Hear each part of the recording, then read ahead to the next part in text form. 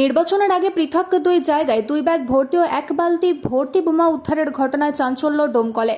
আগামী 7ই মে মুর্শিদাবাদ লোকসভা কেন্দ্রের নির্বাচন, আর তার আগে মুর্শিদাবাদের ডোমকল থানার খিদিরপাড়া তিলের ক্ষেত থেকে 2 ব্যাগ ভর্তি বোমা উদ্ধারের পাশাপাশি রায়পুর শ্মশান সংলগ্ন এলাকা থেকে উদ্ধার হয় 1 বালতি ভর্তি বোমা।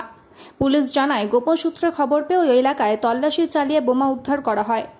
কোনো রকম অপ্রীতিকর ঘটনা এড়াতে ঘটনাস্থলে পাহারা দিয়ে রয়েছে পুলিশ। ইতিমধ্যে বোম স্কোয়াড কর্মীদের খবর দেওয়া হয়েছে বোমগুলি নিষ্ক্রিয় করার জন্য। এত পরিমাণে বোমা উদ্ধারের ঘটনায় আতঙ্কিত গ্রামবাসীরা। নির্বাচনের আগে কে বা কারা এত পরিমাণে বোমা মজুত করে রেখেছিল, ঘটনার তদন্ত শুরু করেছে ডোমকল থানার পুলিশ।